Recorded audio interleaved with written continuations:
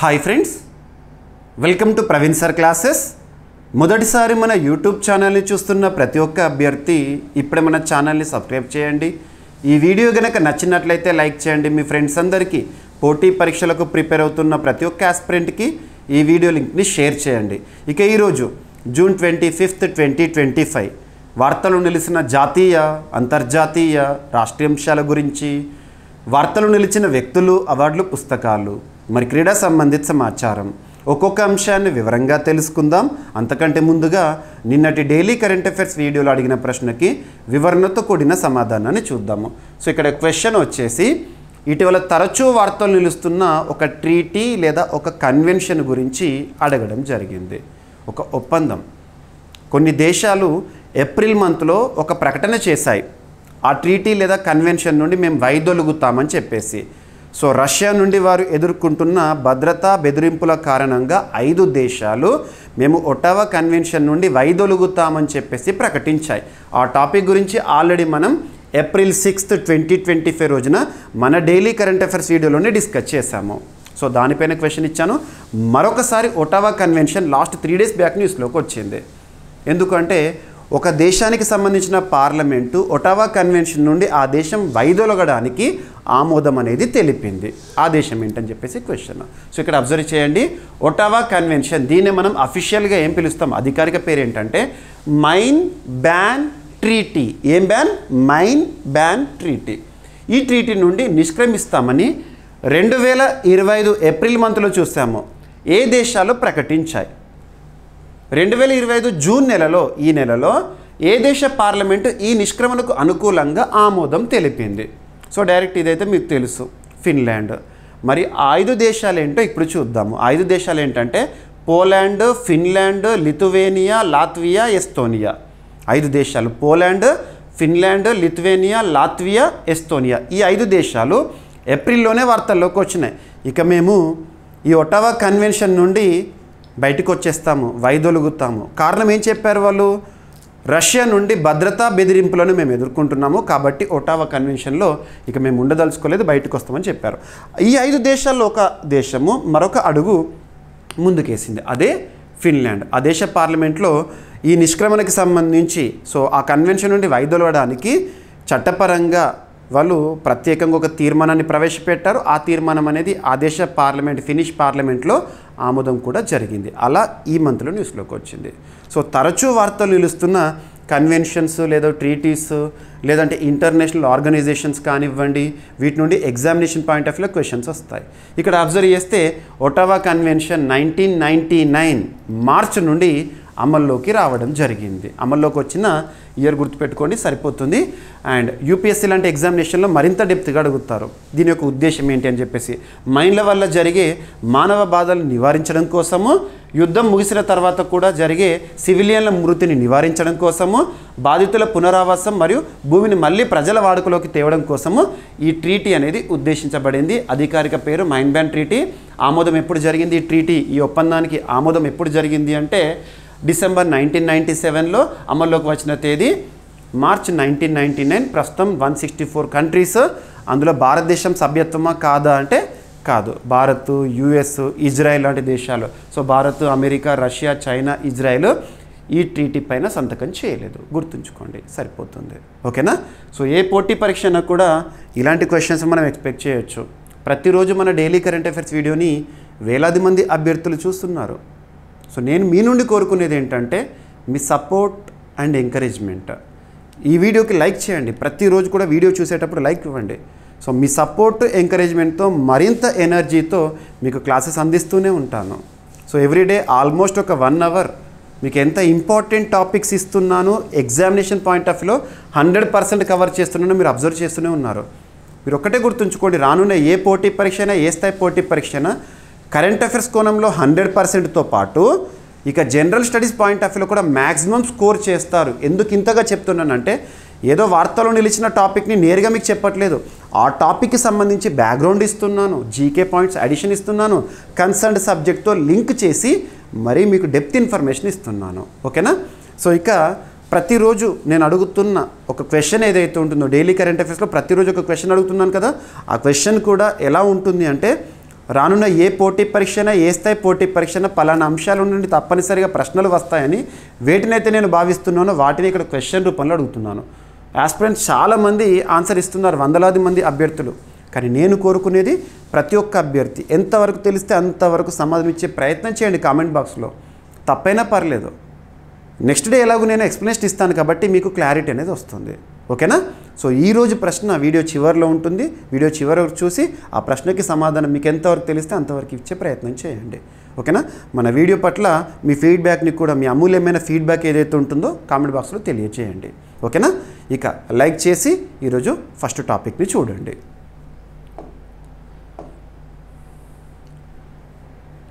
June 25, 2025 ఈరోజు June 25, 2025. చరిత్రలో June 25కి ఒక ప్రత్యేకత ఉంది. ప్రత్యేకత అని చెప్పే కంటే కూడా దేశంలోనే అత్యున్నత చట్టమైన రాజ్యాంగానికి సంబంధించి ఒక డార్క్ స్పాట్గా చెప్పొచ్చు. ఆ చీకటి రోజులుగా మనం చెప్పడం ఎంత మాత్రం తప్పులేదు. ఆ చీకటి రోజులు ఏ చీకటి రోజులో మీకు చెప్తాను. అంతకంటే ముందు కాన్సెప్ట్ ఏంటి, ఈరోజు టాపిక్ ఏంటో మనం డిస్కస్ చేద్దాము. దేశంలోనే అత్యున్నత చట్టం మన రాజ్యాంగం. అటువంటి రాజ్యాంగంలో ఒక్కొక్క భాగం ఒక్కొక్క అంశం గురించి తెలియజేస్తుంది. ఆర్టికల్స్ గురించి మీరు నేర్చుకుంటూ ఉంటారు. ఇక్కడ భాగాల గురించి నేర్చుకోండి ఖచ్చితంగా, ఏ భాగం ఏం తెలుపుతుంది, ఆ టాపిక్ ఏంటి అని. సో ఇక్కడ part 18 of Indian constitution, part 18 of Indian constitution article numbers వచ్చేసేసి ఆర్టికల్ 352 నుండి 360. ఈ బ్రాకెట్ గుర్తుంచుకోండి. పార్ట్ 18 దేని గురించి తెలుపుతుంది, ఏ ఆర్టికల్స్ ఉంటాయి, 352 నుండి 360 వరకు ఉంటాయి. ఈ లెసన్ పేరు ఏముంటుంది మనకు రాజ్యాంగంలో? ఎమర్జెన్సీ ప్రొవిజన్స్ అని చెప్తారు. ఎమర్జెన్సీ అత్యయిక లేదా అత్యవసర పరిస్థితులు. మరి దేశంలోని అత్యున్నత చట్టమైన రాజ్యాంగంలో ఎన్ని రకాల ఎమర్జెన్సీస్ గురించి మెన్షన్ చేశారంటే ఆర్టికల్ 352 గురించి ఉంటుంది, ఆర్టికల్ 356 గురించి ఉంటుంది, ఆర్టికల్ 360 గురించి ఉంటుంది. 3 రకాల అత్యవసర పరిస్థితులను రాజ్యాంగంలో పేర్కొన్నారు. ఇక్కడ అబ్జర్వ్ చేస్తే ఆర్టికల్ 360 దేశంలో ఇప్పటి వరకు ఈ ఎమర్జెన్సీని విధించలేదు. అదేంటి? ఆర్థిక అత్యవసర పరిస్థితి, ఫినాన్షియల్ ఎమర్జెన్సీ ఇప్పటి వరకు అమల్లోకి తీసుకురాలేదు. ఇక మిగిలిన 2 ఎమర్జెన్సీలో ఆర్టికల్ 356 100 కంటే ఎక్కువ సార్లు, 100 అనే సంఖ్య తక్కువ, అంతకంటే ఎక్కువ సార్లు విధించారు. అంతెందుకు, రీసెంట్గా 2025 ఫిబ్రవరి మంత్లో, ఫిబ్రవరి 13 సబ్జెక్ట్ కండిషన్, ఆ రోజున ఒక రాష్ట్రంలో ఆర్టికల్ 356ని విధించడం అనేది వార్తల్లోకి వచ్చింది. మణిపూర్, మనం ఆల్రెడీ డిస్కస్ చేసాం మణిపూర్ గురించి. సో భారతదేశంలో అత్యధిక సార్లు ఆర్టికల్ 356ని ఎదుర్కొంటున్న రాష్ట్రంగా మణిపూరే ఇటీవల వార్తల్లోకి వచ్చింది. దాన్ని ఏమంటాం? కాన్స్టిట్యూషనల్ ఎమర్జెన్సీ అంటాం. వాడుక భాషలో మాత్రం రాష్ట్రపతి పాలన లేదా ప్రెసిడెన్షియల్ రూల్ అంటాము. ఓకేనా? ఇక పక్కన పెడితే ఆర్టికల్ 352 ఇది దేశానికి సంబంధించింది. ఇప్పటివరకు భారతదేశంలో 3 సార్లు ఆర్టికల్ 352ను విధించారు. నేషనల్ ఎమర్జెన్సీ అంటాం, నేషనల్ ఎమర్జెన్సీ. సో నేషనల్ ఎమర్జెన్సీకి సంబంధించి ఇప్పటివరకు 3 సార్లు విధించారు కదా. మొదటి 2 సార్లు ఏమో ఎక్స్టర్నల్ రీజన్స్, బాహ్య కారణాలు. ఒకే ఒకసారి అంతర్గత కారణంతో విధించారు. ఆ అంతర్గత కారణంతో ఎప్పుడు విధించారంటే 1975 జూన్ 25న ఒక చీకటి రాజ్యాన్నే మనం చూసాము, చీకటి రోజులను చూసాము. దేశంలోని అత్యున్నత చట్టమైన రాజ్యాంగానికి గ్రహణం పట్టిన రోజులు అవి. సో దాన్నే మనం ఇప్పుడు డిస్కస్ చేయాల్సి ఉంటుంది. ఓకేనా? సో ఎమర్జెన్సీ ఇంటర్నల్ రీజన్స్తో ఎవరు విధించారు? అప్పుడు ఇందిరాగాంధీ ప్రభుత్వము. ఉదాహరణకు చెప్పాలంటే ఎన్నికల్లో ఒక కేసు గుర్తుంచుకోండి. 1975లో రాజ్నారాయణ్ వర్సెస్ ఇందిరాగాంధీ కేసు. ఇందులో అలహాబాద్ హైకోర్టు ఒక సంచలన తీర్పు ఇచ్చింది. ఆ సంచలన తీర్పు ఏంటంటే రాయ్బరేలీ నియోజకవర్గం నుండి పోటీ చేసిన ఇందిరాగాంధీ గారి ఎన్నిక చెల్లదని. ఆ తర్వాత పర్యవసానాల్లో మనము ఒక పర్యవసానమే ఈ ఆర్టికల్ 352ని భారతదేశంలో విధించడం, చీకటి రోజులను మన ముందు తీసుకురావడం జరిగింది. మరి అప్పుడు ఫక్రుద్దీన్ అలీ అహ్మద్ గారు మన రాష్ట్రపతిగా ఉన్నారు. ఎమర్జెన్సీని విధించడం జరిగింది 1975 జూన్ 25 నుండి. 1975 జూన్ 25 నుండి మార్చ్ 21 1977 వరకు, అంటే 21 నెలల పాటు భారతదేశంలో ఎమర్జెన్సీ చీకటి రోజులను చూసాము. ప్రాథమిక హక్కుల ఉల్లంఘన జరిగింది, వాక్ స్వాతంత్రం లేదు, సో ఫ్రీడమ్ ఆఫ్ ఎక్స్ప్రెషన్ లేదు. ఇవన్నీ కూడా ఆర్టికల్ 14 పైన, 19 పైన, 22 పైన నిర్బంధము ఆర్టికల్ 359ని ఉపయోగించి. సో ఇవన్నీ కూడా మనం అబ్జర్వ్ చేసిన రోజులు అవి. గొప్ప గొప్ప వ్యక్తులు, మేధావులు వారందరూ జైలు పాలయ్యారు. ఇక ఈ చీకటి రోజుల సమయంలోనే దేశంలోని అత్యున్నత చట్టమైన రాజ్యాంగాన్ని 42వసారి అంటే 42nd కాన్స్టిట్యూషనల్ అమెండ్మెంట్ 1976 ఎమర్జెన్సీ పీరియడ్లో తీసుకొచ్చారు. రాజ్యాంగంలో ఏమేమైతే చేయకూడదో అన్నీ చేసేసారు అప్పుడు. సో అవేంటో కూడా కొన్ని చూద్దాం ఉదాహరణగా, ఓకేనా. అంతకంటే ముందు ఫస్ట్ మనకి మొట్టమొదటిసారి ఆర్టికల్ 352ని ఎప్పుడు విధించారు? ఫస్ట్ ఎప్పుడు అంటే 26 అక్టోబర్ 1962 నుండి 10th Jan 1968 వరకు అమల్లో ఉంది, ఓకేనా. అప్పుడు విధించిన వారు సర్వేపల్లి రాధాకృష్ణన్ గారు. సెకండ్ ఇన్స్టాన్స్ ఆర్టికల్ 352ని ఎప్పుడు విధించారంటే 3rd December 1971 నుండి 21st March 1977 వరకు. సో వివి గిరి గారు అప్పుడు రాష్ట్రపతిగా ఉన్నారు. ఎందుకంటే ఎమర్జెన్సీ పవర్స్ అనేవి, ప్రొవిజన్స్ అనేవి రాష్ట్రపతికి కల్పించబడిన అధికారము, ఓకేనా. ఇక థర్డ్ ఇన్స్టెన్స్ దీనికి కొనసాగింపుగానే 1975 June 25 నుండి 1977 March 21 వరకు అప్పుడు ఫక్రుద్దీన్ అలీ అహ్మద్ గారు రాష్ట్రపతిగా ఉన్నారు. ప్రధానమంత్రిగా ఉన్న వ్యక్తి ఎవరైతే ఉంటారో ఇందిరాగాంధీ గారు ఎన్నిక చెల్లదని సంచలన తీర్పేవారు అలహాబాద్ హైకోర్టు, ఓకేనా. సో అప్పుడు ఇక మరి ఎమర్జెన్సీ టైంలో ఏం జరిగినాయి? ఇక June 27, 1975 రోజున రాజ్యాంగంలోని ఆర్టికల్ 358ని ఆర్టికల్ 359ని ఇన్వోక్ చేశారు, తెర మీకు తీసుకొచ్చారు. దాని ద్వారా ప్రాథమిక హక్కులపైన నిర్బంధాలు లేదా ఆంక్షలు విధించారు. ఉదాహరణకు తీసుకుంటే ఆర్టికల్ 358 ఇన్వోక్ చేస్తే ఏమవుతుంది? సో ఆర్టికల్ 19 కింద పేర్కొనబడిన అంశాలు ఏవైతుంటే భావ వ్యక్తీకరణ హక్కు కానివ్వండి, ఇవన్నీ కూడా తాత్కాలికంగా రద్దవుతాయి, ఓకేనా. Affected freedom of speech, expression, assembly, movement article 19 కింద మనం చూస్తూ ఉంటాము. ఫ్రీడమ్ ఆఫ్ స్పీచ్ కానివ్వండి, right to assemble without arms ఆయుధాలు లేకుండా సమావేశం అవడం కానివ్వండి, లేదా సంఘాలు సంస్థలను ఏర్పాటు చేసుకోవడం కానివ్వండి article 19 Clause 1C, and right to movement స్వేచ్ఛా విహార హక్కు కానివ్వండి article 19 Clause 1E, right to residence నివాస హక్కు కానివ్వండి. ఇటువంటివి ఏవైతే ఉంటాయో వాటిపైన తాత్కాలికంగా ఆంక్షలు. ఏ ఆర్టికల్ ఉపయోగించి ఆర్టికల్ 358 ఇన్వోక్ చేస్తే వీటిపైన నిషేధం ఉంటుంది, ఆర్టికల్ 19 పైన ఉంటుంది. ఇక ఆర్టికల్ 359ని ఇన్వోక్ చేయడం ద్వారా ఆర్టికల్ 14, 21, 22 వీటిపైన సో ప్రత్యేకంగా ఆంక్షలు అనేవి విధించడం జరిగింది. ఏమేంటి? ఈక్వాలిటీ బిఫోర్ లా అనేది ఇంపాక్ట్ అయిపోయింది, right to life and Liberty impact అయిపోయింది, జీవించే హక్కు కూడా ఇంపాక్ట్ అయిందంటే అర్థం చేసుకోండి. ఇక ప్రొటెక్షన్ అగైనిస్ట్ డిటెన్షన్ ఏదైతే ఉంటుందో వాటి విషయంలో కూడా ఆర్టికల్ 22 విషయంలో కూడా ఇన్వోక్ అయింది, గుర్తుంచుకోండి, ఓకేనా. ఇక అబ్జర్వ్ చేస్తే so constitutional amendment 42nd amendment 1976లో చేశారు కదా పార్లమెంటు, రాజ్యాంగాన్ని సవరించారు. ఆర్టికల్ 40 మనకి 42nd కాన్స్టిట్యూషనల్ అమెండ్మెంట్కి విరుగుడు 44th constitutional amendment 1978 Morarji Desai గారు వచ్చినాక. సో ప్రస్తుతానికి అది అప్రస్తుతం, ఇక్కడ అబ్జర్వ్ చేద్దాము. సో 42nd కాన్స్టిట్యూషనల్ అమెండ్మెంట్ 1976 ఏం చేసింది?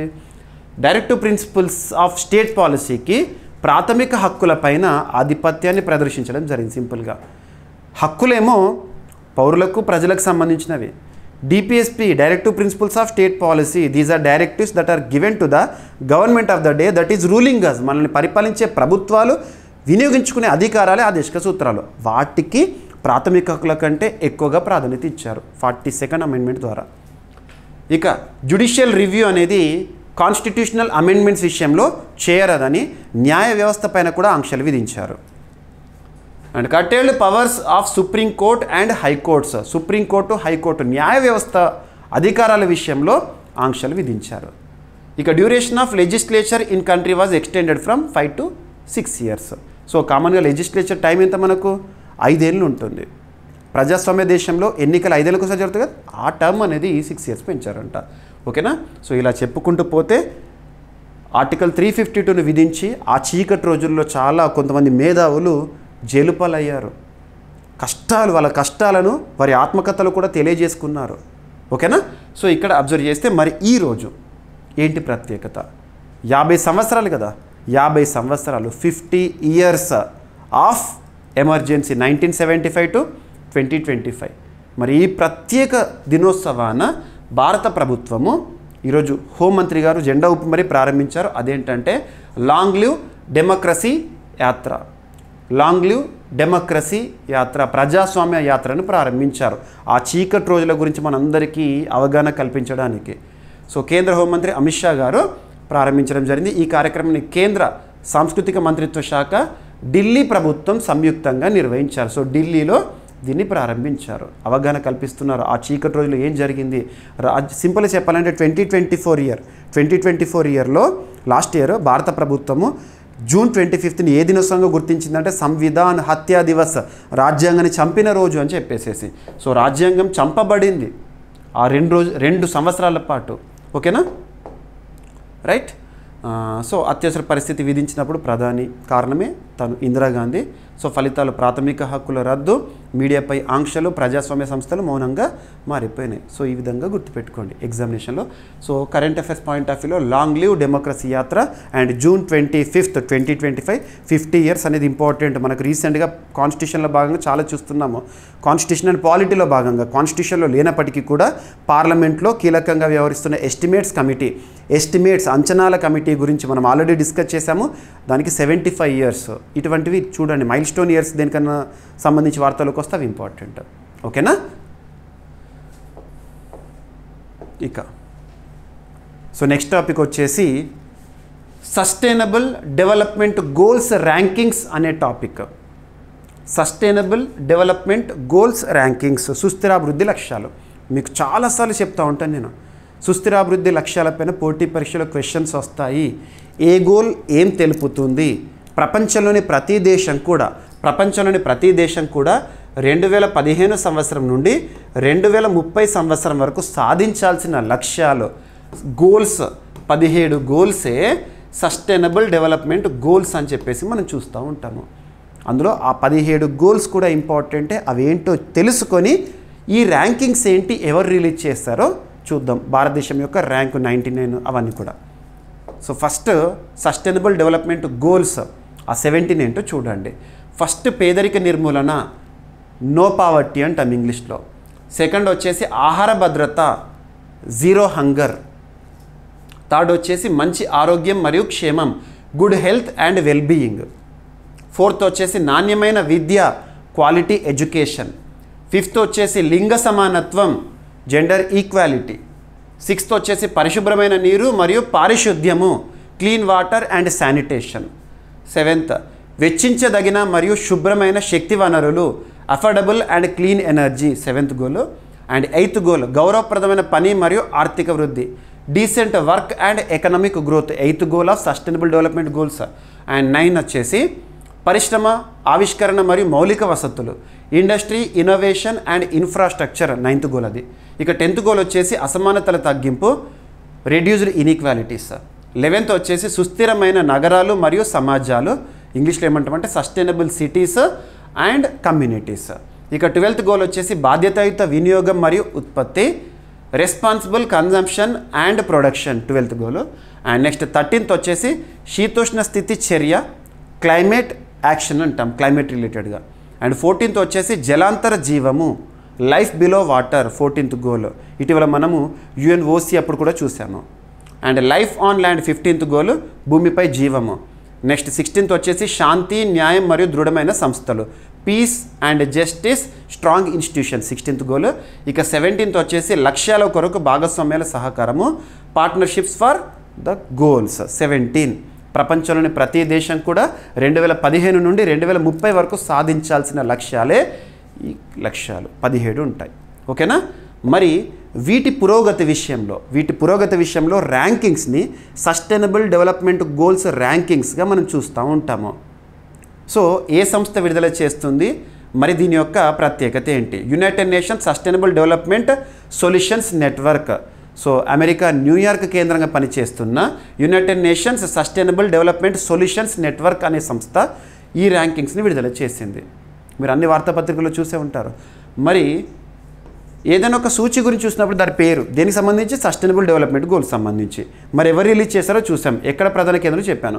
ఇందులో టాప్ పొజిషన్లో నిలిచిన దేశాలు ఏంటో చూడండి. Finland, Sweden, Denmark. అంటే సస్టైనబుల్ డెవలప్మెంట్ గోల్స్, సుస్థిరాభివృద్ధి లక్ష్యాలు అద్భుతంగా వాటి విషయంలో అద్భుత పురోగతి సాధిస్తున్న దేశాలు ఇవి టాప్ 3. మరి భారతదేశం విషయానికి వస్తే 99th పొజిషన్లో ఉంది. 99th position. ఓకేనా, మొదటిసారి టాప్ 100లో చోటు దక్కించుకోవడం జరిగింది. ఓకేనా, సో వీటి గురించి ఇంకా డీటెయిల్గా. సో ఐక్యరాజ్య సమితికి సంబంధించి ఐక్యరాజ్య సమితి నిర్దేశించింది సస్టైనబుల్ డెవలప్మెంట్ గోల్స్. అంతకుముందు మిలీనియం డెవలప్మెంట్ గోల్స్ ఉండే, సహస్రాభివృద్ధి లక్ష్యాలు అని చెప్పేసి. సో 2000 నుండి 2015 వరకు, 2015 నుండి 30 వరకేమో సస్టైనబుల్ డెవలప్మెంట్ గోల్స్. ఓకేనా, సో సస్టైనబుల్ డెవలప్మెంట్ గోల్స్ సాధనలో భారత్ తొలిసారి టాప్ 100లో చోటు సంపాదించింది. 2025 సంవత్సరంలో 99వ ర్యాంకును సాధించింది భారత్. గతేడాది 109వ ర్యాంకు, అంటే 10 స్థానాల పురోగతి సాధించింది. ఏదైనా ఇండెక్స్ లేదా ర్యాంకింగ్ గురించి చూసినప్పుడు మనం కంపారేటివ్ స్టడీ చేయాలి, మీకు ప్రతిసారి చెప్తున్నాను.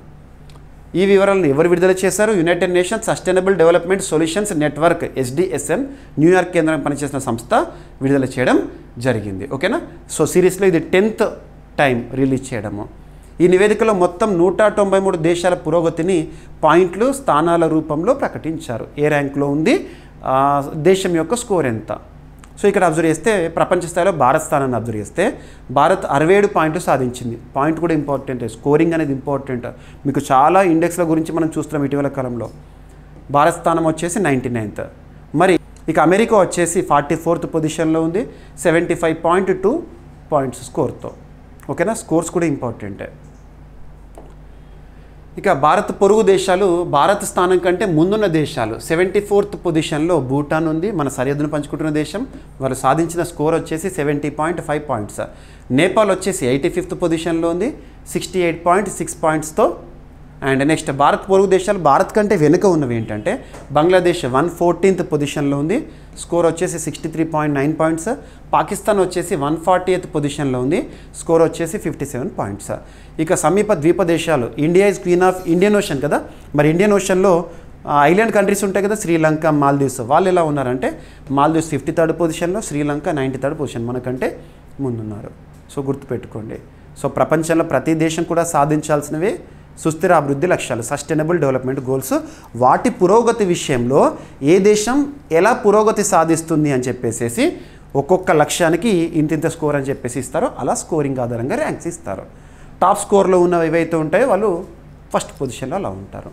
ఓకేనా, ఇక సో ప్రపంచవ్యాప్తంగా సస్టైనబుల్ డెవలప్మెంట్ గోల్స్ పురోగతి నిలిచిపోయిందని నివేదిక రచయితలు తెలిపారు. సో యునైటెడ్ నేషన్స్ సభ్య దేశాలు 2015లో నిర్దేశించిన 17 లక్షల్లో కేవలం 17% మాత్రమే సాధ్యమయ్యే చివరి దశలో ఉన్నాయంట. ఓకేనా, మరి ఎందుకు అంటే వివిధ ప్రాంతాల్లో వివిధ పరిస్థితులు ఉన్నాయి, యుద్ధ పరిస్థితులు ఉన్నాయి, సంక్షోభ పరిస్థితులు ఉన్నాయి, అంతర్గత కల్లోలాలు ఉన్నాయి, సో రెఫ్యూజీ ప్రాబ్లమ్స్ ఉన్నాయి, ఇటువంటివన్నీ కూడా. ఓకేనా, టాప్ పొజిషన్లో ఉన్నవి.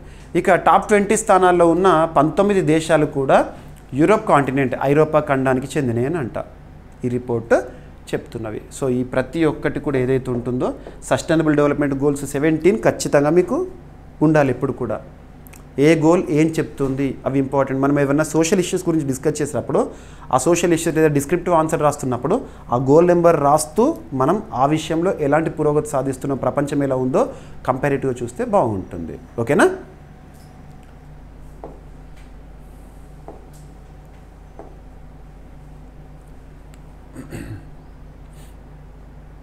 సో సుస్థిరాభివృద్ధి లక్ష్యాల విషయానికి వస్తే 17 లక్ష్యాలు 2030 నాటికి లక్ష్యాలు సాధించాలి. ఆమోదించిన సంవత్సరం 2015. సో SDSN సంస్థ 2012లో ఏర్పాటైంది, న్యూయార్క్ కేంద్రంగా పనిచేస్తుంది. ఇక నెక్స్ట్ యుతనేషియా అనొచ్చు లేదా మెర్సీ కిల్లింగ్ అనొచ్చు. రీసెంట్గా మెర్సీ కిల్లింగ్ సంబంధించి యుతనేషియాకి సంబంధించి ఫ్రాన్స్ పార్లమెంటు ఆమోదం అని చెప్పేసి మనం డిస్కస్ చేసాం లాస్ట్ 15 days బ్యాక్. అభ్యర్థులకు నేను చెప్పేది ఏంటంటే మన డైలీ కరెంట్ అఫైర్స్ వీడియోస్ని ప్రతిరోజు చూడండి.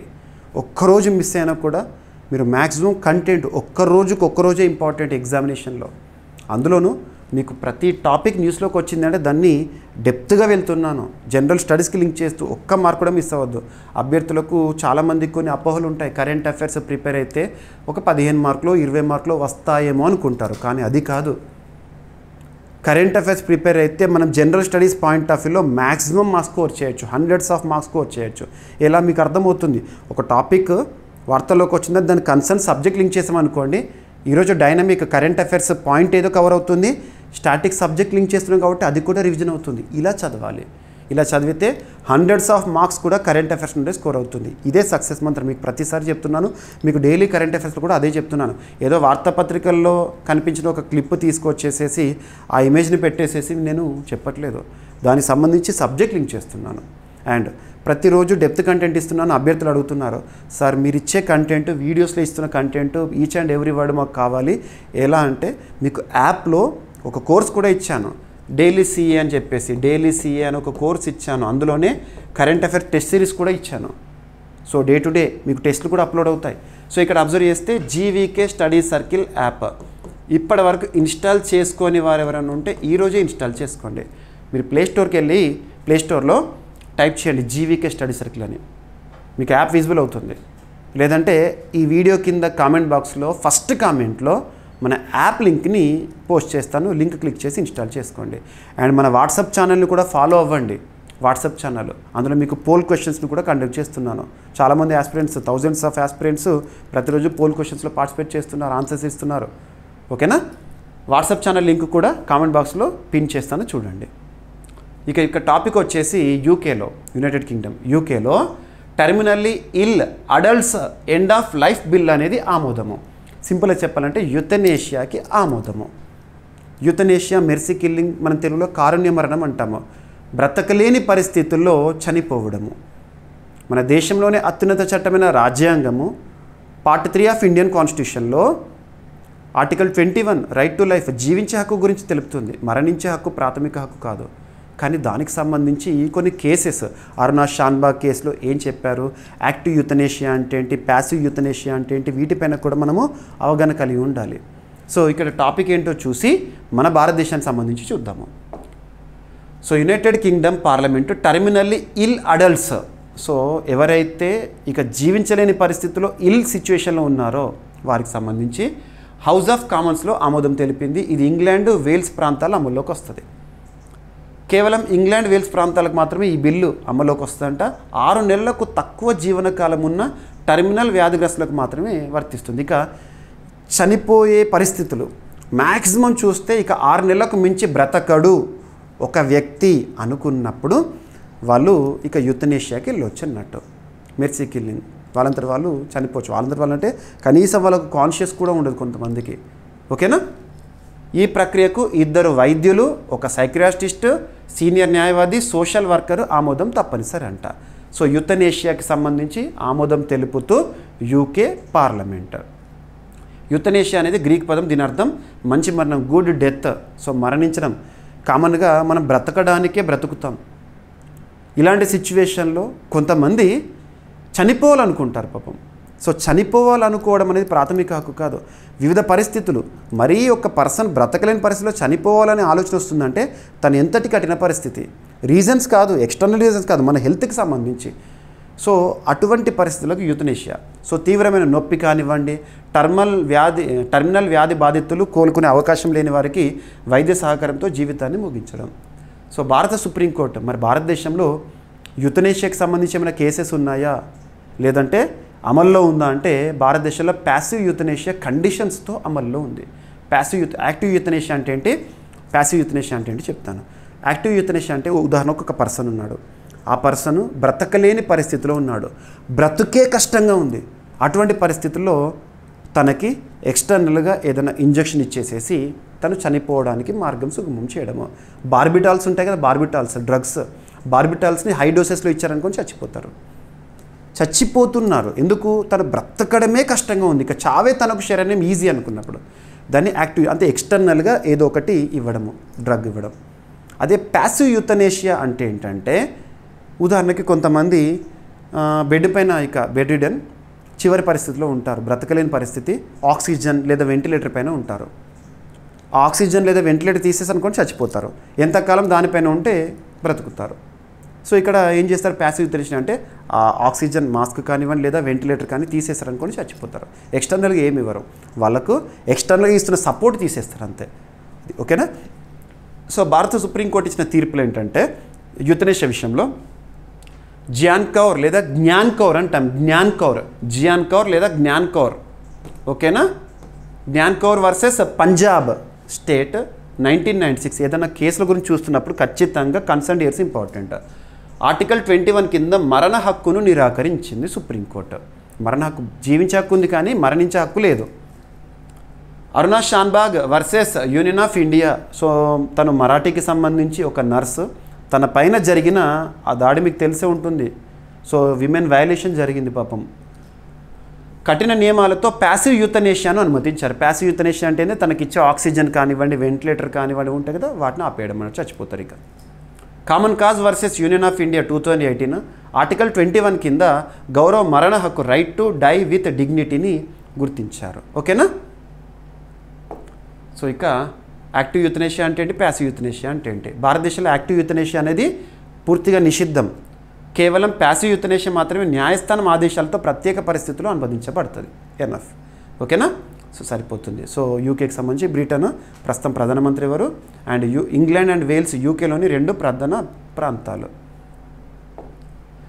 ఇక నెక్స్ట్ పంచాయతీరాజ్కి సంబంధించి ఒక ఇనిషియేటివ్, ట్రైనింగ్ ఆఫ్ ట్రైనర్స్ అనే ఒక కార్యక్రమం. ఈ టాపిక్ సంబంధించి మనం ఏం చూడాలంటే ఏ మంత్రిత్వ శాఖ, ఏ సంస్థ, ఏ ఇన్స్టిట్యూషన్ మధ్య ఒప్పందంలో భాగంగా పంచాయతీరాజ్ విషయంలో, ఆర్థిక వనరుల విషయంలో జరిగే ప్రయోజనం ఏంటి. పంచాయతీరాజ్ అంటే మీకు ఏం గుర్తుకు రావాలి, దేశంలోనే అత్యున్నత చట్టమైన రాజ్యాంగంలో 4వ భాగంలో ఆదేశ సూత్రాల గురించి చూస్తారు కదా, ఆర్టికల్ 40 పంచాయతీరాజ్. కానీ పంచాయతీరాజ్ రాజ్యాంగబద్ధత మ్యాండేటరీ అనేది ఎప్పుడు వచ్చింది, 73rd constitutional amendment PV Narasimha Rao గారు ప్రధానమంత్రిగా ఉన్నప్పుడు 73rd constitutional amendment bill, act and implemented from April 24th 1993. ఇవన్నీ కూడా మీకు ఐడియా ఉంటుంది. సో పంచాయతీరాజ్ సంబంధించి స్థానిక సంస్థలకి రాజ్యాంగబద్ధత కల్పించిన రాజ్యాంగ సవరణ 73rd లేదంటే షెడ్యూల్ 11 ఆఫ్ ఇండియన్ కాన్స్టిట్యూషన్. పంచాయతీలకు 29 పవర్స్, అది కూడా 73rd అమెండ్మెంట్ ద్వారానే పివి నరసింహారావు గారు ప్రధానిగా ఉన్నప్పుడు. సో ఇక్కడ అబ్జర్వ్ చేస్తే టాపిక్, కేంద్ర పంచాయతీరాజ్ మంత్రిత్వ శాఖ రాష్ట్రీయ గ్రామ్ స్వరాజ్ అభియాన్ RGSA కింద గ్రామ పంచాయతీల స్వయం ఆదాయ వనరులు పెంచేందుకు ట్రైనింగ్ ఆఫ్ ట్రైనర్స్ అనే కార్యక్రమాన్ని ప్రారంభించింది. ఈ కార్యక్రమాన్ని IIM Indian institute of management Ahmedabad, Indian institute of public administration సహకారంతో నిర్వహించారు. సో ఏ మంత్రిత్వ శాఖకు సంబంధించింది, ఏ కార్యక్రమంలో భాగంగా, ఎవరి కోసము అండ్ ఏ సంస్థల సహకారము. గ్రామ పంచాయతీలు తమ సొంత ఆదాయాన్ని పెంచుకునే సామర్థ్యాన్ని బలోపేతం చేయడానికి రూపొందించిన ప్రత్యేక శిక్షణ కార్యక్రమం, ట్రైనింగ్ ఇస్తారు. సో ఒక గ్రామ పంచాయతీ ఉందంటే వాళ్ళకు సొంత రెవెన్యూ ఎలా జనరేట్ చేసుకోవాలి, ఆదాయాన్ని ఎలా జనరేట్ చేసుకోవాలి, వీటిపైన. సో గ్రామ పంచాయతీల ఆర్థిక స్వయం సాధికారత, ఫైనాన్షియల్లీ సెల్ఫ్ రిలయంట్గా సామర్థ్యాన్ని పెంపొందించడము, పంచాయతీల స్వయం ఆదాయ వనరులను స్థిరంగా పెంచడానికి శిక్షకులకు వ్యూహాలు నేర్పించడము, పంచాయతీ స్థాయిలో నాయకత్వం, ఆవిష్కరణ, బాధ్యతాయుతను ప్రోత్సహించడం అనేది ఇంపార్టెంట్. ఇక రాష్ట్రీయ గ్రామ స్వరాజ్ అభియాన్, మీకు ఎక్స్ట్రా ఇన్ఫర్మేషన్ జీకే పాయింట్స్ ఏవైతే ఇస్తున్నానో వాటి నుండి కూడా మ్యాక్సిమం స్కోరింగ్ చేయొచ్చు. మీకు రీసెంట్గా UPSC లాంటి ఎగ్జామినేషన్స్లో కూడా మీరు చూడండి స్టాటిక్ పైన క్వశ్చన్స్ అడుగుతున్నారు, కాబట్టి ఆ స్టాటిక్ని మీకు మ్యాక్సిమం ఇస్తున్నాను. సో రాష్ట్రీయ గ్రామ స్వరాజ్ అభియాన్ అనేది 2018లో ప్రారంభమైంది. లక్ష్యం ఏంటంటే గ్రామ పంచాయతీల సామర్థ్యాన్ని పెంచడము. పంచాయతీరాజ్ మంత్రిత్వ శాఖ ప్రస్తుతం ఎవరు మంత్రిగా ఉన్నారంటే రాజీవ్ రంజన్ సింగ్ గారు. IIM అహ్మదాబాద్ 1961లో ఏర్పడింది, గుజరాత్. ఇది దేశంలో ఒక మేనేజ్మెంట్ సంస్థ. Indian institute of public administration 1954లో ఏర్పడింది, న్యూఢిల్లీ కేంద్రంగా పనిచేస్తుంది. ఇక నివేదికలు వాతావరణానికి సంబంధించి కానివ్వండి ఇటువంటివి. So world meteorological organization Geneva Switzerland కేంద్రంగా పనిచేసిన సంస్థ, అంతర్జాతీయ స్థాయిలో వాతావరణ మార్పులకు సంబంధించి కానివ్వండి, సో ఇలాంటివి నివేదికలు రిలీజ్ చేస్తుంది. రీసెంట్గా ఒక నివేదిక రిలీజ్ చేసింది, అందులో భారతదేశ కోణంలో కొన్ని పాయింట్స్ పోటీ పరీక్షల కోణంలో చూద్దాము. రిపోర్ట్ అంటే పెద్ద బుక్లెట్ అటువంటి అన్ని అవసరం లేదు, మనకి ఎగ్జామినేషన్ పాయింట్ ఆఫ్ వ్యూలో ఏవి ఇంపార్టెంట్, మన ఇండియా కంటెక్స్ట్లో ఏవి ఇంపార్టెంట్ అవి చూస్తే సరిపోతుంది. So WMO world meteorological organization state of climate in Asia 2024 ఏదైనా రిపోర్ట్ వార్తల్లోకి వచ్చిందంటే ఆ రిపోర్ట్ పేరేంటి, ఎవరు విడుదల చేస్తారు, ఆ సంస్థ యొక్క ప్రధాన కేంద్రం ఏంటి, అందులో గణాంకాలు ఏంటి, లేదా ర్యాంకింగ్స్ ఉంటే ర్యాంకింగ్స్ ఏంటి చూస్తే సరిపోతుంది. సో ఇక్కడ అబ్జర్వ్ చేస్తే ప్రపంచ వాతావరణ సంస్థ వరల్డ్ మెట్రలాజికల్ ఆర్గనైజేషన్, అదే భారతదేశంలో అయితే భారత వాతావరణ శాఖ ఏంటి, Indian metrological department, Mrutyunjay Mohapatra గారు డైరెక్టర్గా ఉన్న ప్రస్తుతం, తనకే ఇటీవల ససాకావు పురస్కారం వచ్చింది. ఐఎండి 150 years సెలబ్రేషన్తో January 15, 2025 ప్రత్యేకంగా వార్తల్లోకి వచ్చింది. ఇలా లింక్ చేసుకోండి. So state of climate in Asia 2024 నివేదిక ప్రకారం భారత్లో వాతావరణ మార్పుల ప్రభావాలు పెరుగుతున్నాయంట. క్లైమేట్ చేంజ్ ఇంపాక్ట్ అనేది భారతదేశం పైన పడుతుంది, ప్రపంచం పైన పడుతుంది. క్లైమేట్ చేంజ్కి కారణం ఏంటి? యాంథ్రోపోజెనిక్ యాక్టివిటీస్. యాంథ్రోపో అంటే మానవుడు కారణము. మానవుడు ఎక్సెసివ్గా వాడే, తనకు మితిమీరి వాడడం వల్ల, సింపుల్గా చెప్పాలంటే క్లోరోఫ్లోరోకార్బన్స్ ఇటువంటివి, గ్రీన్ హౌస్ గ్యాసెస్ పెరిగితే ఏమవుతుంది? గ్లోబల్ వార్మింగ్ అవుతుంది. Global warming which lead to climate change. That impacts on oceanic water level కానివ్వండి, గ్లేషియర్స్ మెల్టింగ్ కానివ్వండి, ఇవన్నీ కూడా కనబడుతుంది. ఓకేనా? సో నివేదికలో భారత్కు సంబంధించిన ముఖ్య అంశాలు: సముద్ర మట్టాల పెరుగుదల, అరేబియా సముద్రం మనకు ఉంది కదా, అరేబియా సముద్రం. సో హిందూ మహాసముద్రంలో భాగం అరేబియా సముద్రం. అరేబియా సముద్రం సంవత్సరానికి 3.9 ± 0.4 మిల్లీమీటర్స్ పెరుగుతుందంట. బంగాళాఖాతం సంవత్సరానికి 4 ± 0.4 mm పెరుగుతుందంట. ఇవి రెండు ప్రపంచ సగటు కంటే వేగంగా పెరుగుతున్నాయి. ప్రపంచ సగటు ఎంత? సో మన సముద్ర మట్టం పెరుగుదల 3.4 mm/year అంట. సో తీర ప్రాంతాలపై ప్రభావం: తీరానికి 50 కిలోమీటర్ల పరిధిలో ఉన్న తక్కువ ఎత్తులోని ప్రాంతాలకు మునిగిపోవడం ప్రమాదంగా పెరుగుతుంది. అంతెందుకు ఉదాహరణకు చెప్తాను. ఒక ఆర్చిపెలాగో లేదా గ్రూప్ ఆఫ్ ఐలాండ్స్, ఒక ఐలాండ్ కంట్రీ ఇండోనేషియా రాజధాని జకర్తా. వాతావరణ మార్పు కారణంగా because of rise in sea level Jakarta ఆ రాజధాని నీట మునిగిపోబోతోంది. వాళ్ళు రాజధాని మార్చుకుంటున్నారు నుసంతరాకి. అంతెందుకు ఇంకొకటి ఉంటుంది, తువాలు దేశం, వరల్డ్స్ ఫస్ట్ డిజిటల్ కంట్రీ తువాలు తుడుచుకుపెట్టుకుపోతుంది. అతి త్వరలో తువాలు అనే కంట్రీ కనబడదు, ఇక నీట మట్టం అయిపోతుంది అలా. ఓకేనా? తీర ప్రాంత ప్రజల జీవనోపాధి, పట్టణ మౌలిక సదుపాయాలకు ముప్పంట. హిమాలయాల్లో హిమనీ నదాలు కరిగిపోవడం. మధ్య హిమాలయాల్లో పరిశీలించిన 24 హిమనీ నదాలలో 23 గణనీయంగా కరిగిపోతున్నాయి. హిమనీ సరస్సుల నుంచి ఆకస్మిక వరదలు ఏర్పడే ప్రమాదం పెరుగుతుందంట. వేడి అలల ప్రభావం: 2024లో భారత్లో పలు రాష్ట్రాల్లో తీవ్ర సుదీర్ఘ వేడి అలల వల్ల 450 మందికి పైగా మరణాలు సంభవించాయి. ఇక పిడుగులు, లైట్నింగ్. 2024లో మొత్తము 1300 మంది పిడుగుపాటుకు బలయ్యారంట. జూలై 10న ఒకే రోజు 5 రాష్ట్రాల్లో మన భారతదేశంలో జరిగిన భారీ పిడుగు ప్రమాదంలో 72 మంది మృతి చెందారంట. ఇక వరల్డ్ మెట్రలాజికల్ ఆర్గనైజేషన్ 1950లో ఏర్పాటైంది. జెనీవా స్విట్జర్లాండ్ కేంద్రంగా పనిచేస్తుంది. యుఎన్ఓ ప్రత్యేక సంస్థ ప్రపంచ వాతావరణ పరిస్థితులను అధ్యయనం చేస్తుంది. ఎన్ఎఫ్. సో ఎక్స్ట్రా ఇన్ఫర్మేషన్స్ ఏవైతే మీకు ఇస్తున్నానో అవన్నీ కూడా చూడండి. మీకు ఇచ్చే పీడిఎఫ్, శాంపుల్ పీడిఎఫ్ కూడా చూడొచ్చు, మీకు యాప్లో ఉంటాయి. సో శాంపుల్ పీడిఎఫ్ ఒక 5-6 days పీడిఎఫ్ చూడొచ్చు. అవి యాప్ ఇన్స్టాల్ చేసుకోండి. ఓకేనా? ఇక నెక్స్ట్, వార్తల్లో నిలిచిన ఒక సదస్సు, సమావేశాలు. ఏదైనా ఒక సదస్సు వార్తల్లోకి వస్తే ఆ సదస్సు యొక్క పేరేంటి, ఎవరు నిర్వహిస్తారు, ఉద్దేశం ఏంటి, ఎక్కడ, కొన్ని సదస్సులకు సంబంధించి థీమ్ ఏంటి, సరిపోతుంది. ఈ 4-5 పాయింట్స్. సో ఇక్కడ సదస్సు లేదా సమావేశం పేరు ఏంటంటే helicopters and small aircraft summit. Helicopters and small aircraft summit. హెలికాప్టర్లకు సంబంధించి చిన్న చిన్న విమానాల పైన ప్రత్యేకంగా చర్చించడానికి ఒక సదస్సు 7th ఎడిషన్ అనేది న్యూస్లోకి వచ్చింది. 7వ ఎడిషన్ అంటే గతంలో 6 అయిపోయినాయి, ఇప్పుడు 7వ ఎడిషన్. మరి ఈ సదస్సుకి సంబంధించి వేదిక పూణే, మహారాష్ట్ర వేదికగా నిన్న జరిగింది. సో 24th June 2024 నిన్నటి రోజు జరిగింది. సో డేట్ ఎప్పుడు జరిగింది, ఎక్కడ జరిగింది? పూణే, మహారాష్ట్ర. దేనిపైన? హెలికాప్టర్స్, స్మాల్ ఎయిర్క్రాఫ్ట్ పైన ప్రత్యేక సమావేశం. మరి ప్రస్తుతం భారతదేశంలో concern ministry of civil aviation, పౌర విమానయాన మంత్రిత్వ శాఖకి మంత్రిగా ఎవరు విధులు నిర్వర్తిస్తున్నారు? సో మన తెలుగువారు, మన శ్రీకాకుళం ఎంపీ కింజరపు రామ్మోహన్ నాయుడు గారు. ఓకేనా? సో ఈ సదస్సుకి ముఖ్య అతిథి తనే. సో తనకు సంబంధించిన శాఖ కదా. And at the same time theme ఏంటంటే reaching the unreachable, connecting the last mile అనేది ఈ సదస్సు లేదా సమావేశం యొక్క theme. Reaching the unreachable, so చేరలేని ప్రాంతాలు కూడా చేరడము. కనెక్టింగ్ ద లాస్ట్ మైల్, చిట్ట చివరి ప్రాంతాన్ని కలపడం. సో థీమ్స్ని ఎప్పుడూ ట్రాన్స్లేట్ చేయకండి, ఏ లాంగ్వేజ్లో ఉంటే అదే లాంగ్వేజ్. సో ట్రాన్స్లేషన్ వల్ల తెలుగు మీడియం అభ్యర్థులు మార్కులు కోల్పోయే ప్రమాదం ఉంది. ఓకేనా? ఇక ఎవరు నిర్వహించారు? సో 7వ helicopter and small aircraft summit మహారాష్ట్రను పూణేలో నిర్వహించారు. ఈ కార్యక్రమాన్ని కేంద్ర పౌర విమానయాన మంత్రిత్వ శాఖ, మహారాష్ట్ర ప్రభుత్వం, ఎందుకంటే మహారాష్ట్ర ఆతిథ్యం కదా, అండ్ పవన్ హాన్స్, సో హెలికాప్టర్కి సంబంధించిన సంస్థ, and FICCI, federation of Indian chamber of commerce and industries, so federation of Indian chamber of commerce and industries FICCI వారి సహకారంతో నిర్వహించారు. కార్యక్రమానికి ముఖ్య అతిథి ఎవరు? మంత్రి గారు హాజరయ్యారు.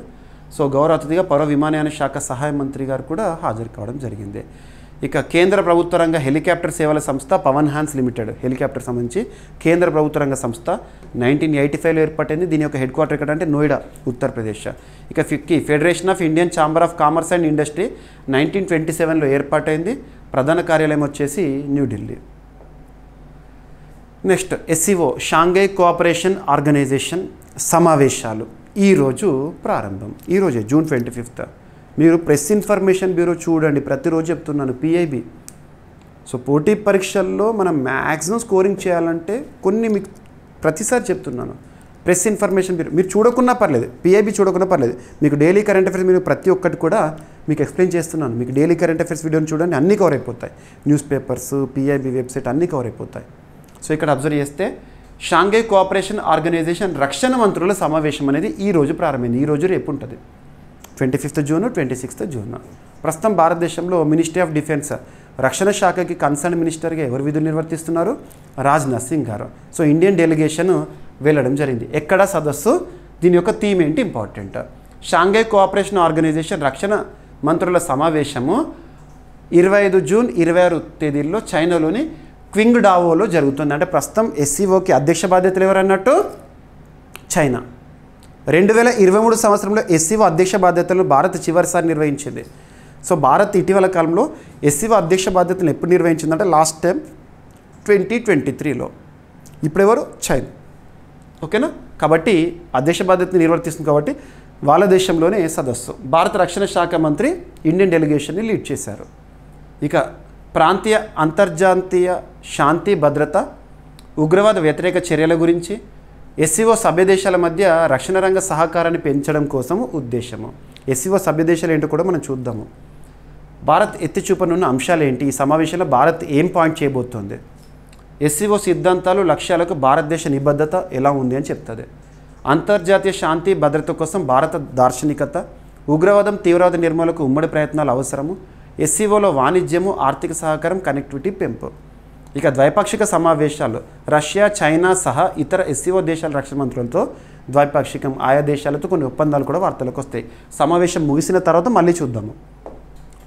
ఇక ఎస్సీఓ ఏ సంవత్సరంలో ఏర్పాటైంది? 2001.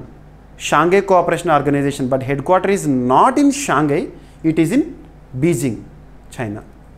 భారత సభ్యత్వం 2017లో పూర్తి సభ్యత్వ దేశంగా మారింది. ఎస్సీఓలో భారత్ 2017 గుర్తుంచుకోండి. భారత్ చైర్మన్షిప్ 2023 గుర్తుంచుకోండి. ప్రస్తుత చైర్పర్సన్ ఎవరు? చైర్మన్షిప్ అధ్యక్ష బాధ్యతలు చైనా దగ్గర ఉంది. థీమ్ ఏంటో గుర్తుంచుకోండి. Upholding the Shanghai spirit, SCO on the move అనేది థీమ్.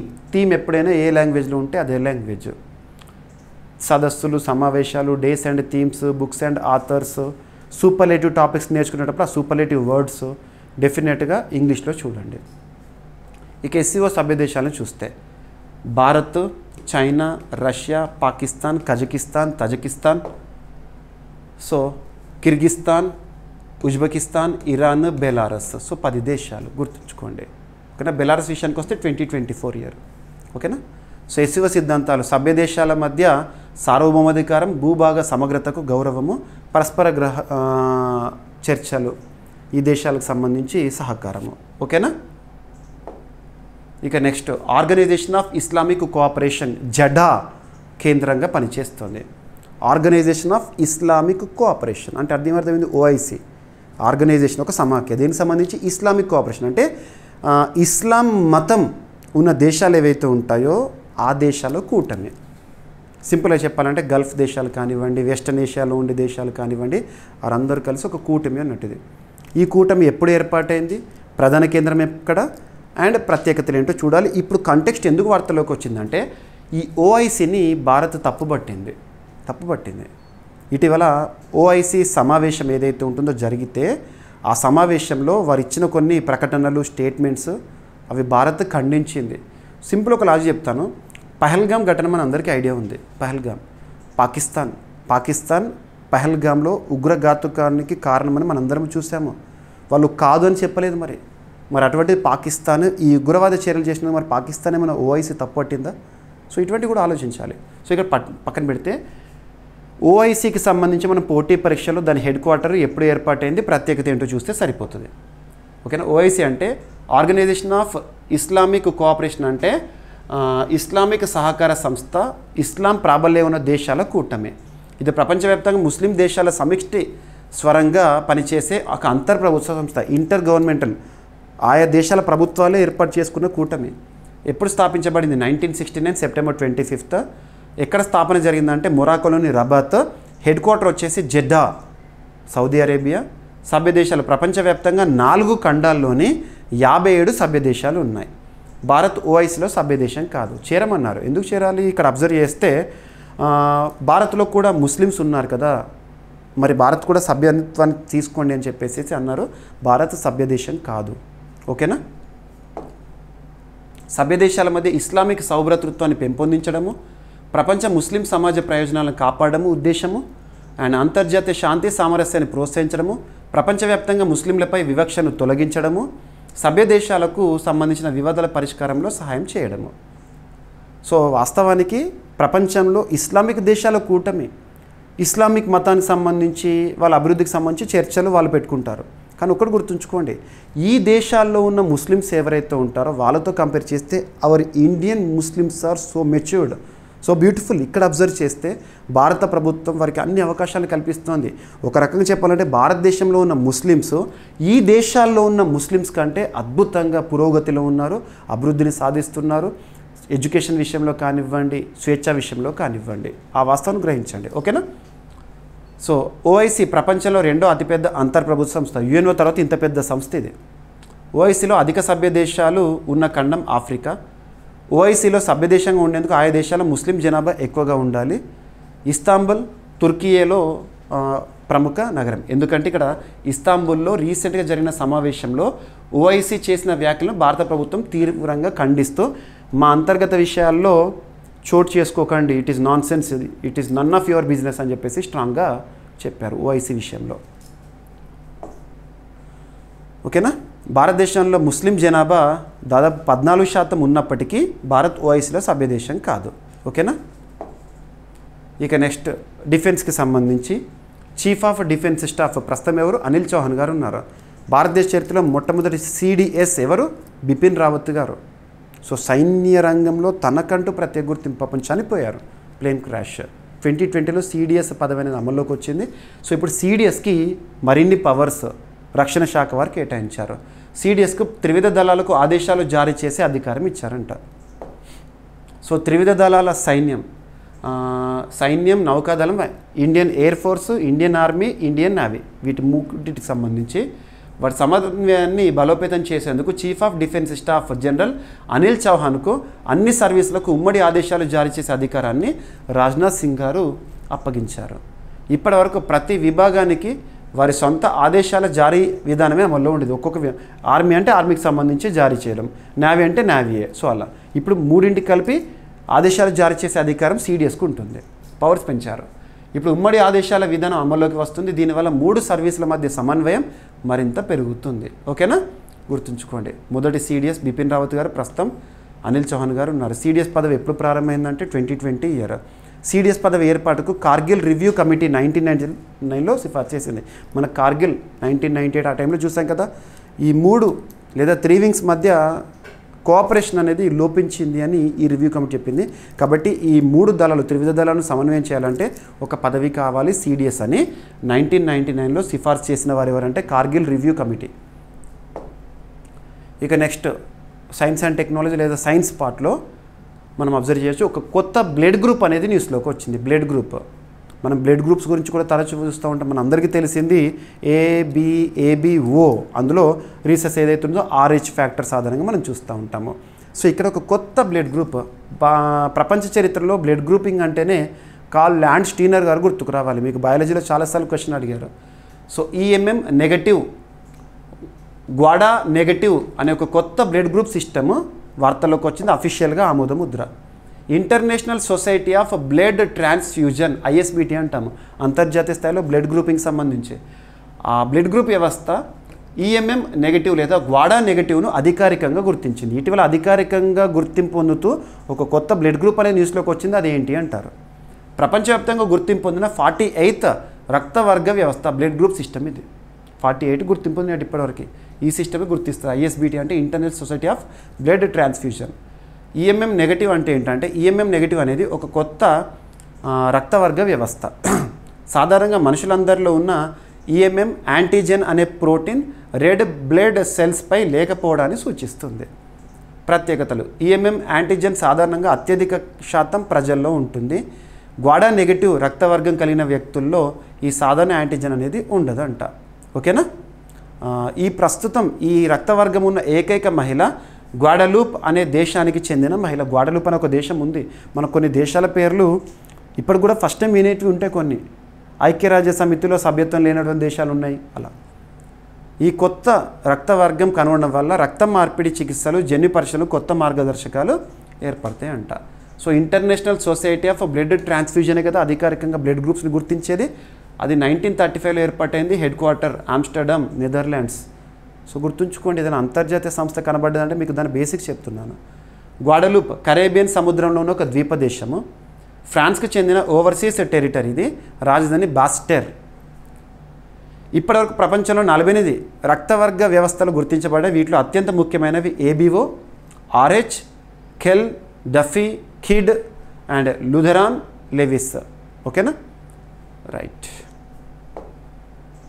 ఇక నిఫా వైరస్ నిర్ధారణకు కొత్త టెస్ట్ కిట్ అనేది మన భారతదేశానికి సంబంధించి వార్తల్లోకి వచ్చింది. నిఫాకి సంబంధించి నిన్నటి క్లాస్లో కూడా హీమోఫీలియాకి సంబంధించి ఒక అంశము, ఒక డయాగ్నోసిస్ టెస్ట్ కిట్ అని ఇటువంటివి మనం డిస్కస్ చేస్తున్నాము. వార్తలు నిలుస్తున్న వ్యాధులు, ఆ వ్యాధులకు అడ్డుకట్ట వేయడానికి జరుగుతున్న పరిశోధనలు, ఇవి పోటీ పరీక్షల కోణంలో చాలా ఇంపార్టెంట్. ఓకేనా? సో నిఫా వైరస్ NIV అంటాము. సిమ్టమ్స్ ఏంటి? Fever, headache, drowsiness, disorientation, mental confusion, coma, potentially death. So no specific treatment for Nipah virus. Primary treatment is intensive supportive care. ఓకేనా? సో ఇక్కడ అబ్జర్వ్ చేస్తే న్యాచురల్ హోస్ట్ వచ్చేసి fruit bats. Right.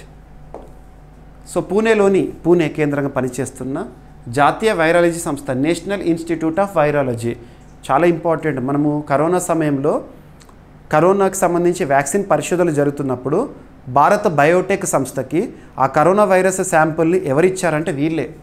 So important. Nipah వైరస్ను గుర్తించేందుకు portable point of care అనే ఒక test కిట్ని అభివృద్ధి చేశారు. ఎగ్జామినేషన్లో అడుగుతారు.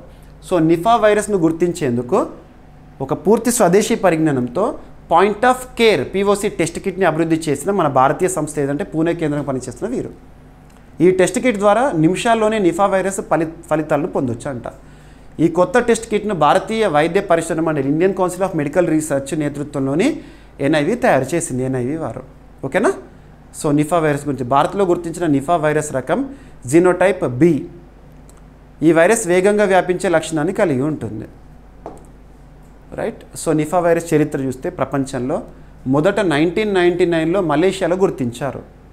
సో వాహకం వచ్చేసి గబ్బిలాలు, పందులు, వెక్టార్స్. మానవుల నుంచి మానవులకు కూడా వ్యాపించే అవకాశం ఉంటుంది. సో సిమ్టమ్స్ ఏంటో ఇందాక చెప్పాను.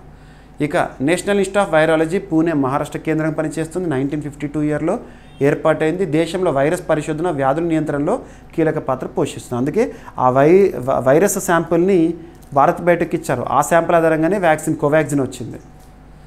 ICMR న్యూఢిల్లీ కేంద్రం పనిచేస్తుంది. 1911లో ఏర్పాటైంది. దేశంలో అన్ని వైద్య ఆరోగ్య పరిశోధనలకు అత్యున్నత సంస్థ.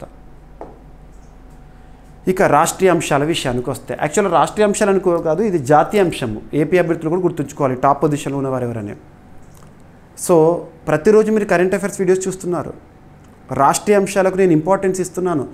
ఏపీ టాపిక్స్ న్యూస్లో ఉంటే, ఆంధ్రప్రదేశ్ రాష్ట్రానికి సంబంధించి న్యూస్లో ఉంటే ఏపీ టాపిక్ చెప్తున్నాను. తెలంగాణ రాష్ట్రానికి సంబంధించి న్యూస్లో ఉంటే తెలంగాణ అంశాలు చెప్తున్నాను. కొన్ని సందర్భాల్లో 2 రాష్ట్రాల సమాచారం న్యూస్లో ఉంటుంది. కొన్ని సందర్భాల్లో 2 రాష్ట్రాల సమాచారం న్యూస్లో ఉండకపోవచ్చు. న్యూస్ని మనం క్రియేట్ చేయలేము. వార్తల్లో వచ్చిన వాటిని మనం పోటీ పరీక్షల కోణంలో చెప్పుకుంటాము.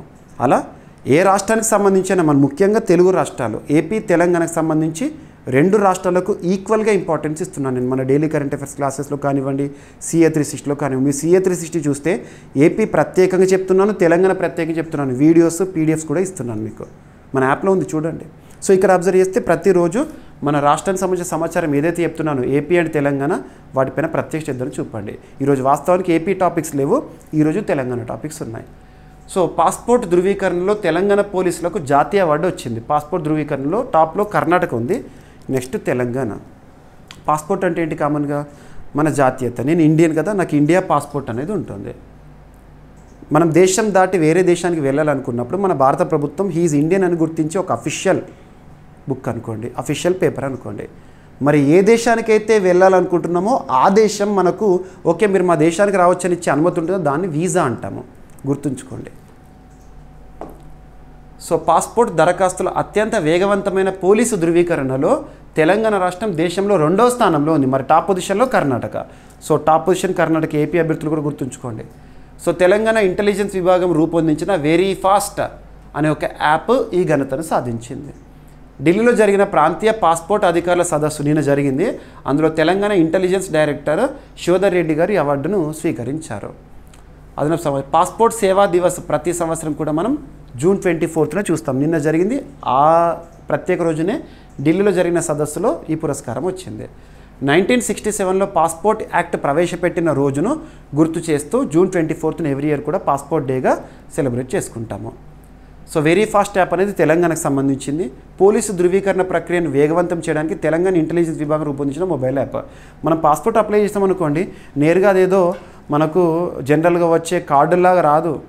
పాస్పోర్ట్ మనం అప్లై చేస్తే మనం ఏమైనా పోలీస్ కేసులు ఉన్నాయా, సో వీళ్ళకి సంబంధించి బ్యాక్గ్రౌండ్ ఇటువంటి అన్నీ చూస్తారు, బయోమెట్రిక్ కానివ్వండి ఇవన్నీ కూడా. సో కాబట్టి ఎంక్వైరీ అనేది జరుగుతుంది. పాస్పోర్ట్ అప్లై చేస్తే పోలీస్ ఎంక్వైరీ జరుగుతుంది. అందుకే సో పాస్పోర్ట్ దరఖాస్తుల పోలీస్ వెరిఫికేషన్లో సమయం అనేది తగ్గిస్తుంది వెరీ ఫాస్ట్. ఓకేనా. ప్రస్తుతం విదేశీ వ్యవహారాల శాఖ మంత్రిగా సుబ్రహ్మణ్యం జయశంకర్ గారు విధులు నిర్వర్తిస్తున్నారు. అండ్ తెలంగాణకు సంబంధించి ఇంకొక టాపిక్, తెలంగాణలో అత్యధిక బాలల రక్షణ చర్యలు అనేవి ఉన్నాయంట. ఒక రిపోర్ట్ అనేది న్యూస్లోకి వచ్చింది. లాస్ట్ 1 ఇయర్లో ఎలా ఉంది. బాలలకు సంబంధించి దేశంలోనే అత్యున్నత చట్టమైన రాజ్యాంగంలో పార్ట్ 3లో ఆర్టికల్ 24ని లింక్ చేసుకోవచ్చు. మీరు 1986లో వచ్చిన బాలల హక్కుల చట్టాన్ని లింక్ చేసుకోవచ్చు. అండ్ కైలాస్ సత్యార్థి గారు నోబెల్ శాంతి పురస్కార గ్రహీత బచ్పన్ బచావో ఆందోళన కానివ్వండి ఇవన్నీ కూడా. And national commission for protection of child rights Priyanka కనోగ్ను అని చెప్పేసి మనం చాలాసార్లు డిస్కస్ చేసాము, ఒక చట్టబద్ధ సంస్థ. ఇవన్నీ లింక్ కావాలి. ఏదైనా ఒక టాపిక్ చూస్తే దానికి సంబంధించి బ్యాక్గ్రౌండ్ మనకు మైండ్లోకి రావాలి. సో తెలంగాణలో అత్యధిక బాలల రక్షణ చర్యలు జరుగుతున్నాయి అంట. ఇండియా చైల్డ్ ప్రొటెక్షన్ అనే ఒక సంస్థ, ఒక ప్రైవేట్ సంస్థ, ఒక స్వచ్ఛంద సంస్థ, వారు ఒక సర్వే చేశారు. 2024-25 సంవత్సరానికి విడుదల చేసిన నివేదిక ప్రకారం బాలల హక్కుల ఉల్లంఘనల నివారణలో తెలంగాణ రాష్ట్రం దేశంలోనే తొలి స్థానంలో నిలిచిందంట. దేశవ్యాప్తంగా బాల కార్మికుల, బాల యాచకుల లైంగిక దోపిడీకి గురైన బాలల రెస్క్యూ ఆపరేషన్లో తెలంగాణ రాష్ట్రం మొదటి స్థానంలో ఉందంట. మొత్తం 11,063 మంది బాలలను తెలంగాణలో వెట్టి చాకరీ నుంచి విముక్తి కల్పించారు. బాలల హక్కుల ఉల్లంఘన కేసుల్లో దేశంలోనే అత్యధిక అరెస్టులు తెలంగాణలో జరిగినాయి అంట. ఇక రాజ్యాంగంలో ఆర్టికల్ 24 14 సంవత్సరాల కన్నా తక్కువ వయసు గల పిల్లలను ప్రమాదకర పనుల్లో చేయకూడదు. సో 1986 చట్టము అండ్ 2016 బాల కార్మిక నిరోధక నియంత్రణ సవరణ చట్టము, right. So June 12 every year కూడా ప్రపంచ బాల కార్మిక వ్యవస్థ వ్యతిరేక దినోత్సవంగా జరుపుకుంటాము. తెలంగాణ రాష్ట్ర ప్రభుత్వం ఇప్పటికే ఆపరేషన్ స్మైల్ ఇటువంటివి అమలుకు తీసుకుంది. అండ్ ప్రపంచవ్యాప్తంగా బాలలకు సంబంధించి UNICEF, United Nations, international children's emergency fund and భారతదేశంలో national commission for protection of child rights చట్టబద్ధ సంస్థగా 2005. ఇక ఈరోజు వార్తలు వచ్చిన పుస్తకాలు మరియు క్రీడా సంబంధించిన సమాచారం ఏంటో చూద్దాము. మీరు ఈరోజు చూస్తుంటారు ఒక బ్రేకింగ్ న్యూస్. భారత ప్రధాని నరేంద్ర మోదీ గారు ఈరోజు మార్నింగ్ ఒక ట్వీట్ చేశారు ఎక్స్ వేదికగా. ఒక పుస్తకాన్ని మన ముందుకు తీసుకొస్తున్నారు తను. ఈరోజు ప్రత్యేకత ఏంటి? జూన్ 25 రాజ్యాంగ లేదా సంవిధాన్ హత్య దివస్ కదా. మరి 1975 జూన్ 25న భారతదేశంలో చీకటి రోజులు ప్రారంభమైన 2 ఏళ్ళు 21 నెలలు. ఆ పరిస్థితుల్లో ఆ సమయంలో తను రాష్ట్రీయ స్వయం సేవక్ సంఘ్ RSS కార్యకర్తగా ఉన్నారు మోదీ గారు. ఆ సమయంలో తను ఎదుర్కొన్న అనుభవాలు, ఆ చీకటి రోజుల్లో, ఆ ఎమర్జెన్సీ టైంలో తన అనుభవాలు ఏవైతే ఉంటాయో ఒక పుస్తక రూపంలో మనకు పరిచయం చేస్తున్నారు. ఆ పుస్తకం పేరు ఏంటంటే the emergency diaries, years that forged a leader.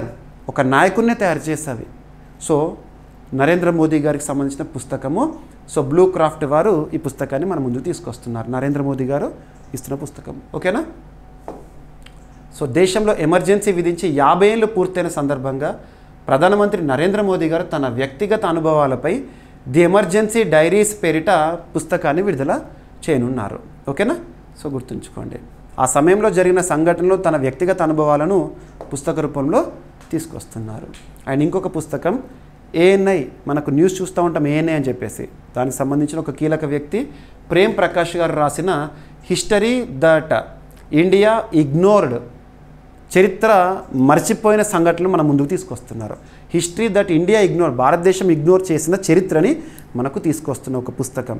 ఎప్పుడైనా బుక్స్ అండ్ ఆథర్స్ గురించి చూసినప్పుడు కవర్ పేజ్ ఏంటో చూడాలి ఖచ్చితంగా. ఆ కవర్ పేజ్ పైన ఏముందో చూస్తే మనకు అర్థమవుతుంది. So history that India ignored అనే పుస్తకాన్ని లాంచ్ చేయడం జరిగింది. మినిస్ట్రీ ఆఫ్ ఎస్ఎన్టీకి ప్రస్తుతం కన్సర్న్ మినిస్టర్గా విధులు నిర్వర్తిస్తున్న జితేంద్ర సింగ్ గారు. సో ఈ పుస్తకం యొక్క రచయిత ఎవరు అంటే ప్రముఖ పాత్రికేయుడు, ఏఎన్ఐ ప్రస్తుత చైర్పర్సన్గా విధులు నిర్వర్తిస్తున్న ప్రేమ్ ప్రకాష్ గారు. ఓకేనా? సరిపోతుంది. So Vitasta publishing private house గారు ఈ పుస్తకాన్ని పబ్లిష్ చేస్తున్నారు.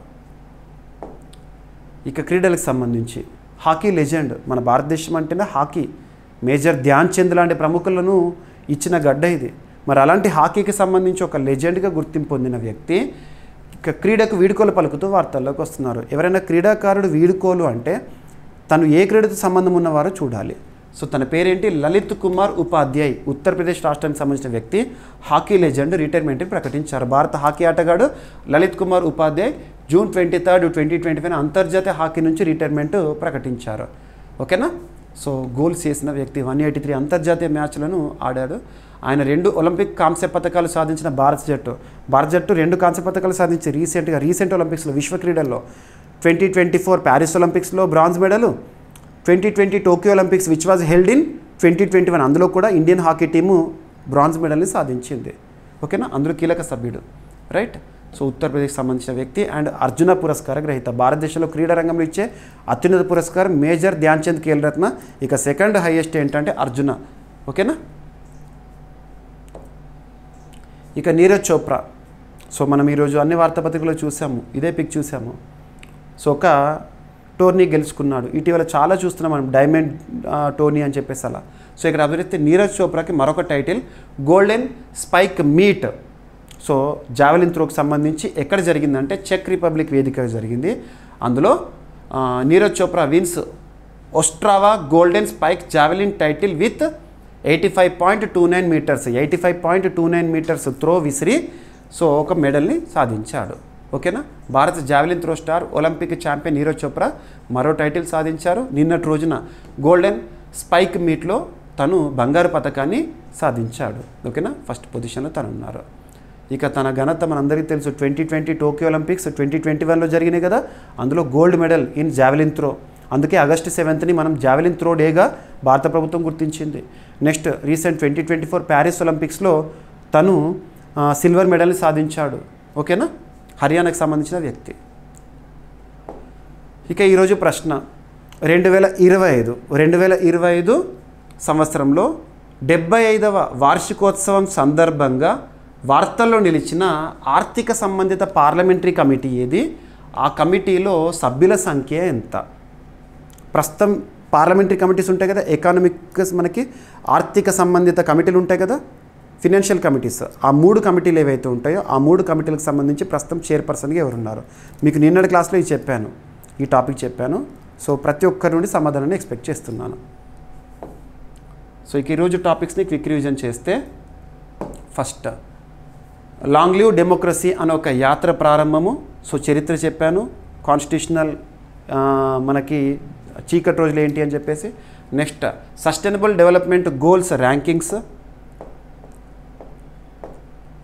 అండ్ యూకేలో యుతనేషియాకి సంబంధించి ఒక కీలక ఆమోదము. అండ్ ట్రైనింగ్ ఆఫ్ ట్రైనర్స్ పంచాయతీరాజ్కి సంబంధించిన ఒక కార్యక్రమము. అండ్ వరల్డ్ మెట్రలాజికల్ ఆర్గనైజేషన్ వారు విడుదల చేసిన state of climate in Asia report. And helicopters and small aircraft summit 2025. SCO summit ఈరోజు ప్రారంభమైంది, రక్షణ మంత్రులకు సంబంధించిన summit. And organization of Islamic cooperation ఎందుకు వార్తల్లోకి వచ్చింది, దీని యొక్క కీ పాయింట్స్ ఏంటో చూడండి. సిడిఎస్ చీఫ్ ఆఫ్ డిఫెన్స్ స్టాఫ్కి మరిన్ని అధికారాలు సమన్వయం కోసం.